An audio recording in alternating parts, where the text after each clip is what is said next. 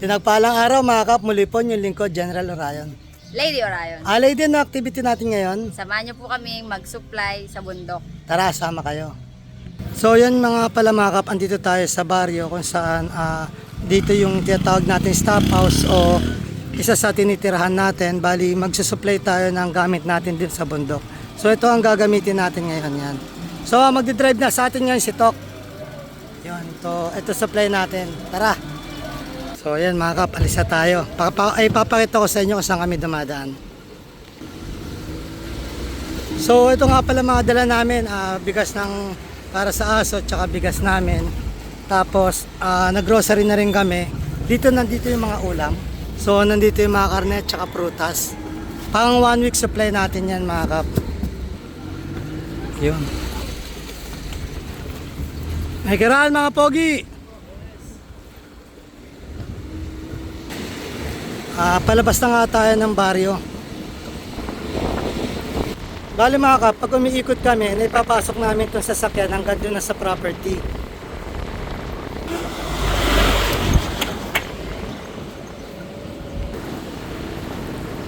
Palabas na nga pala tayo sa highway mga kap.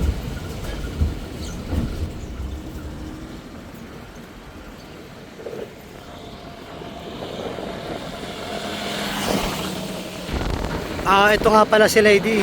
Nag-iisip na umorder ng Jollibee. Bali mga kap, doon nga pala ang bundok na punta natin.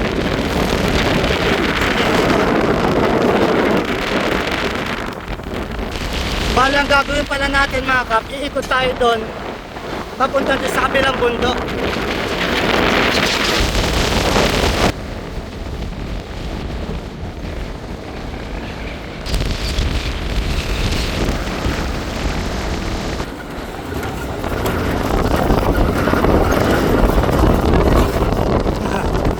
Maalog eh.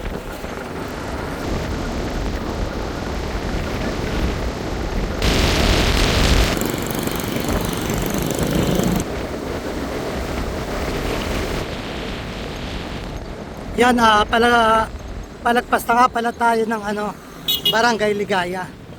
So andito nga pala tayo sa Dupinga River. Kung saan isa sa famous ng Gabaldon.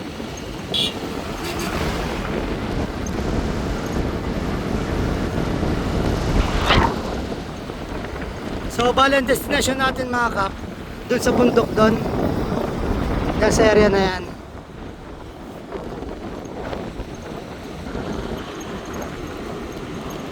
So liliko tayo dito sa Bagong Sikat. Dito tayo dadaan.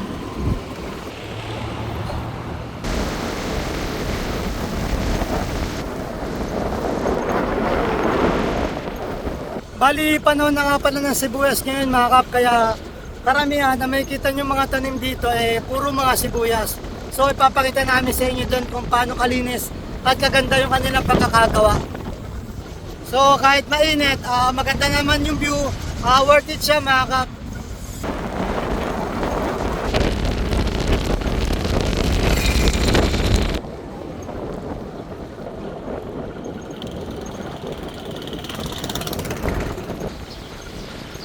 Bali yung dito sa kaliwa mga kap, dyan nga pala papuntang Barangay Tagumpay. Tapos dito naman tayo sa dadaan sa Barangay Bugnan.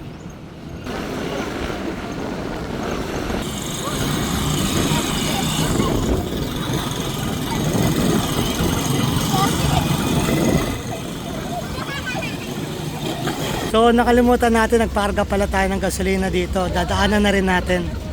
Ayun nga po muntik nang makalimutan. So, dadaanan din natin to para sa supply natin ng pag nagpapatubig, gamit ng generator, yan. Muntik mo pa makalimutan to ka.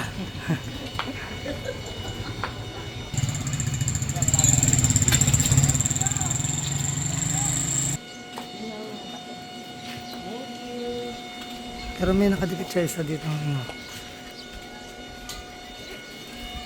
So, yan na. Isa tayo.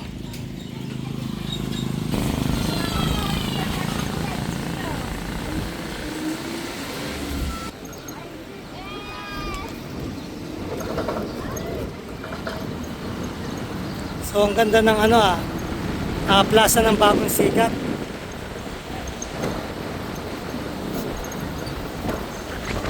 So andito na tayo sa tulay ng Bagong Sikat.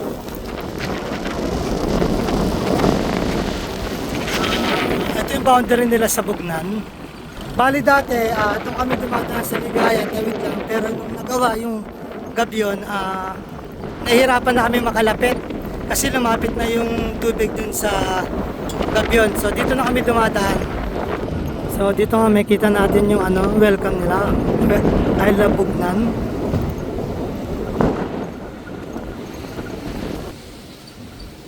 So ito na ang pagtatapos ng sementadong daan.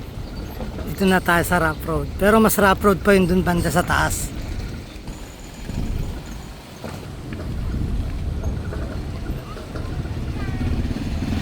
So nagpasa tayo ng proposal dito para madugtungan yung farm to market.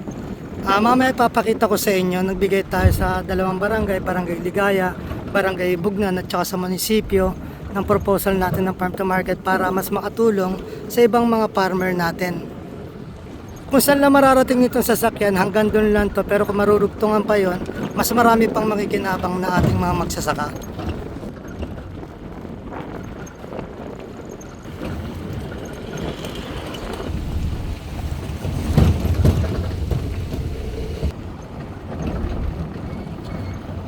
So dito mga kap, may kita nyo na na-prepare na, itatransplant na lang dyan yung mga sibuyas. At dito nga sa tabi niya, may kita nyo nakatanim na. Doon marami pa magaganda. Tara. So dito amazing mga kap, bali tinaniman niya yung mga gilid. Mamaya pakita ko pag nandun tayo sa baba. So lahat yan mga kap, may tanim ng sibuyas. Hanggang dun sa gilid na yan.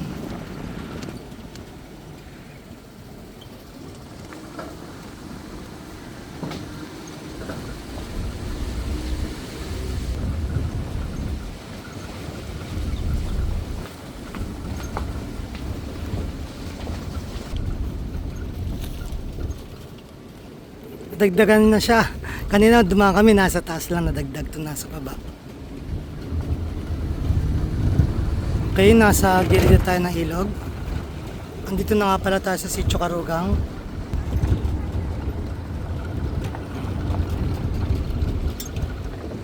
So nandito tayo sa gilid ng bundok. So dito nga pala yung Sitio Karugang. May sitio pa dyan sa loob na kung sana makikita nyo dun. Makikita nyo dun yung eskwelahan nila. Yan. Or yung elementary. So, nakita rin natin dito na gawa na nga ng sibuyas yan. Nakaprepare na ng lupa.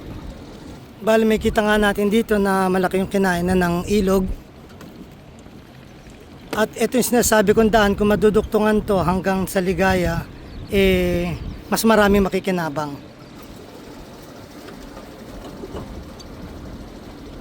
So, ang daming sibuyas niyan mga kap.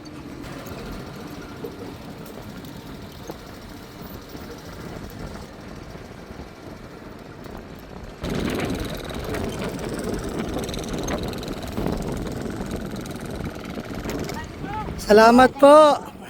So break time sila, break time. Bago sila ulit magtrabaho dito. Ganda ng sibuyas oh. So yan mga kapali, ang ganda yung daan. Dito, kinrate na ng mga farmer to para makarating sa kanya-kanyang mga taniman. Kaya may kita nyo, may daan doon, may daan dito, may daan din doon. Pero kung magkakaroon lang to ng isang daan, mas maayos. Bali kasi kapag inaabot ng tubig to, nag-iiba-iba yung daan. So inaapawan din to ng tubig lalo kapag tag-ulan or may bagyo. Bali ito isang example na may mga dumadaan din dito mga tricycle. Ayan. So yun yung mga nakakapasok na dito mga kap, mga single, tsaka yung hubad na truck. Ayan. So sa pamamagitan ng video na to, makikita ng mga nanunungkulan kung ano yung sitwasyon ng mga ibang farmer natin dito sa plant. So mula doon, naputol na yan, papasok dito. Bali, ito nakikita natin, ginawa lang to namin or ng mga dumadaan dito, kaya nagkaroon uli ng panibagong daan. Kung hindi magiging permanente o malalagyan ng daan dito tuwing uulan, laging nawawashout yung mga daan namin dito. Tulad nga yan, nasa tabi natin yung yung mga taniman. So kapag mapasok yung tubig dito, nagiging sakit siya ng ulo dito sa loob. Or nagiging perwisyo sa mga taniman.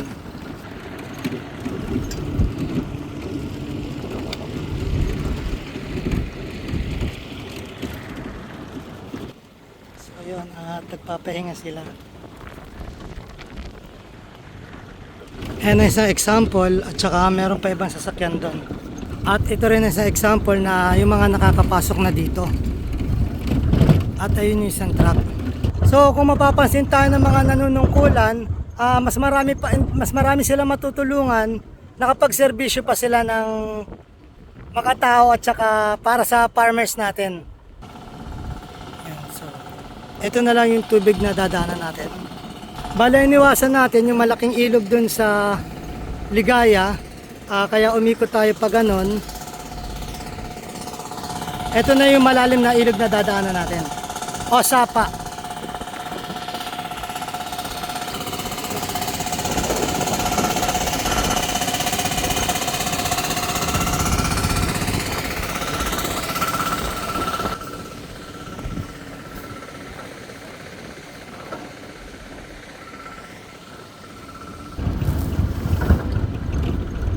Malapit na tayo mga kap. So nagpasa tayo ng proposal niyan sa Barangay Ligaya, Barangay Bugnan at saka sa munisipyo. So hintayin na lang natin kung tutugunan pa nila yung mga hiling ng mga farmers natin dito, para kahit mataas ang ilog, kaya namin mailabas yung mga produkto. At kung may permanente ng daan dito, hindi kami lagi nag-iisip na sa mga produkto namin para ilabas. Malapit na tayo mga kap. So kung magagawa ng daan dito, hanggang doon kaya makarating ng mga sasakyan. At naniniwala tayo mga kap, sa mga gustong tumulong, gumagawa ng aksyon. Pag gusto, may paraan. Pag ayaw, may dahilan. Bali, nakakapasok lang yung mga sasakyan pag gantong magtatag-araw na. Pag tagulan, halos hindi ma-access tong loob ng mga sasakyan. So dyan nga pala yung daan sa ating paloob mga kap. So ayun na, iniwasan natin yung ilog doon. Dito nga mapapansin nyo, hanggang dito lang papasok sa akin yung may daan. So papunta doon, wala nang mga daan. So kung magagawa ng daan, maraming farmer ang hindi na mahihirapan. Hindi na mahirapan, kahit papaano makakagaan sa kanilang mga trabaho. Lalo na sa kanilang mga produkto. Malaki ang maitutulong. Dito nga maamoy mo na amoy gubat na or presko na yung hangin niya at malamig na siya.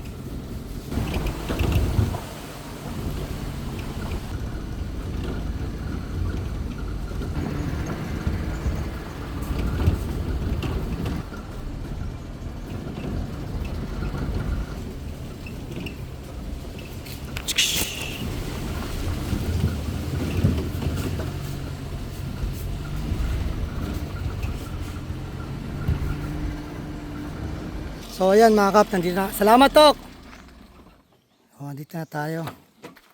Ito nga pala yung natin, hose natin na gagamitin patubig.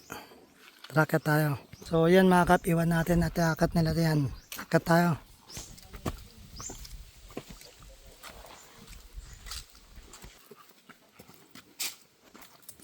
So ayan mga kap, nandito na tayo.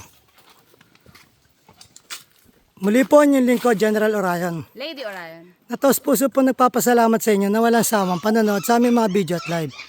Na sana po gabayan kayo ng Panginoon. Sampunan yung mga pamilya na sana po humingi tayo ng gabay sa Kanya. Sa isip, sa salta at gawa upang magampanan natin tungkulin natin dito sa mundong ibabaw. Unahin sa Kanya mga kagustuhan at kahilingan. Muli po, maraming salamat. God bless.